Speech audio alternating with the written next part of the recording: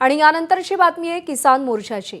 नाशिकहून मुंबईकडे निघालेल्या किसान मोर्चाला अखेर स्थगिती देण्यात आली आहे। भातसा फाटा इथे मुक्काम ठोकून असलेल्या किसान मोर्चा आता परतीच्या मार्गावर आहे। शासनाकडून सगळ्या मागण्या मान्य झाल्या असून 3 महिन्यात मागण्या पूर्ण करण्याचं आश्वासन देण्यात आलंय आणि त्यामुळे मोर्चा स्थगित करण्यात आलाय। नाशिक जिल्ह्याचे जिल्हाधिकारी आयुष प्रसाद यांनी मोर्चेकऱ्यांची भेट घेत त्यांचे अर्ज स्वीकारले आणि शासनाच्या बैठकीत झालेली चर्चा सांगितली। जिल्हाधिकाऱ्यांच्या आश्वासनानंतर मोर्चाला स्थगिती देण्यात आली आहे।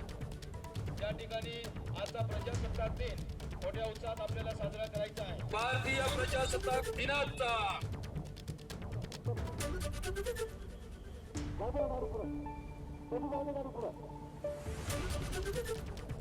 अनिल वर्मा आपले प्रतिनिधी आपल्याला या सगळ्या संदर्भात अधिक अपडेट देतील। अनिल, अखेर या किसान मोर्चाला स्थगिती देण्यात आलेली आहे।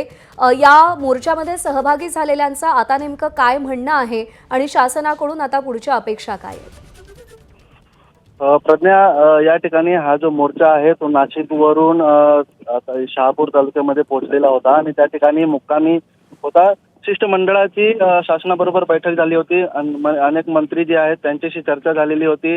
मुख्यमंत्री देवेंद्र फडणवीस असतील त्यांच्याशी चर्चा झाली आणि त्यानंतर या मोर्चेकऱ्यांची मागणी होती का जी चर्चा त्या ठिकाणी झालेली आहे ती चर्चा मोर्चेकऱ्यांसमोर या ठिकाणी प्रशासनाने मांडावी।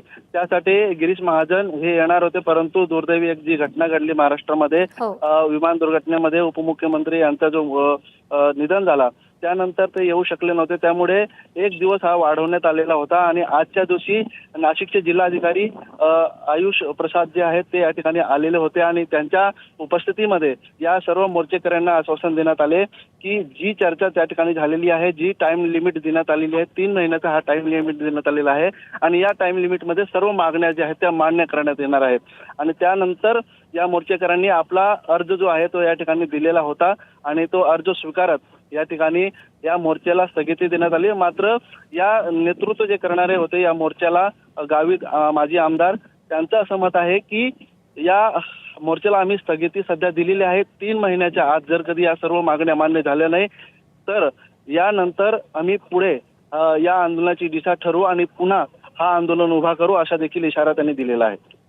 अनिल, धन्यवाद दिलेल्या सगळ्या सविस्तर माहितीसाठी।